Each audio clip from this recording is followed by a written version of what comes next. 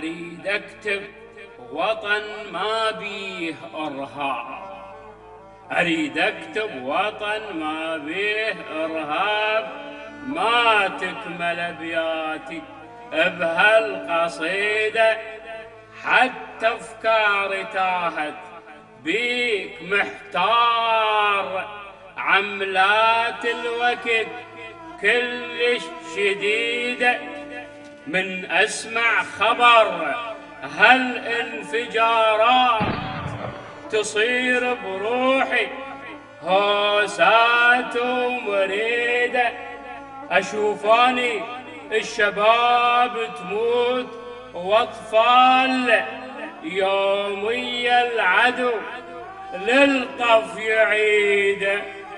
يومي الصور ما تنسى شلون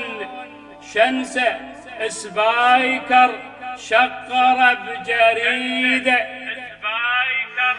شقر بجريدة. يما الخاطري ما اريد ندموع من سبايكر هالوطن موجوع، يما الخاطري ما اريد ندموع من سبايكر هالوطن موجوع. عشيرة بون مرة لو مرقد الشيد، يونس فجر الداعشي بإيده وهابي وحاقد على الدين، ملعون سفيان الأصل والغدر عيده، السياسي اللي يأيده ويوقف وياه، السياسي اللي يأيده ويوقف وياه، ترفض السنة وابدا ما تريده، نريد احنا شعب موصل والانبار، القرار لهم يرفضون الجعيدة، عشايرنا الأصيلة أهل الدواوين، شيعة وسنة وحدتنا فريدة، نرفض لليتاجر باسم هالدين، نرفض لليتاجر باسم هالدين، يومية إلى صورة جديدة، ما نرضى انسحاب وزعل كل يوم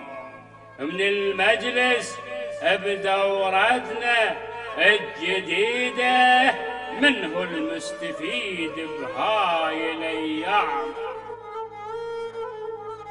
داعش والغرب واقرب عبيده، داعش والغرب واقرب عبيده للحشد الشعبي. ابن بالحشد وانا افتخر به، واخوي اللي دافع انتو الآلم، شنيتوا الحروب ضد الموالين، ندري احفاد انتو الآلمية، لو عدكم شرف لو ذرة من دين، ما نسوانكم راحت سبية، دخلتوا الدواعش لأرض العراق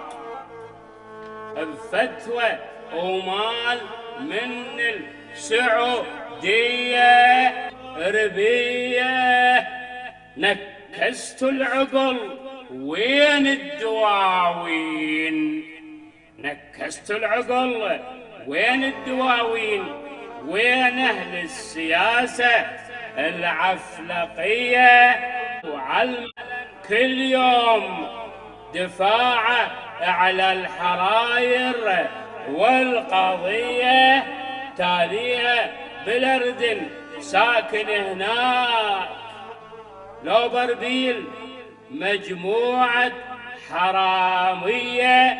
منه اللي يحرر هاي الأمصار، غير أهل الحشد شيعية سنية، منه اللي يحرر هاي أهل الحشد شيعية سنية توحد كل شعبنا وصالت دماء، مخلوطة بطيافة الكل عراقية، جيش وشرطة ويا الحشد فد ايد تساندهم عشان حررنا تكريت، موتوا بغيظكم حررنا تكريت، ومن ثم الانبار وموصل الجية، ومن ثم الانبار وموصل الجية، ثم الانبار وموصل الجية.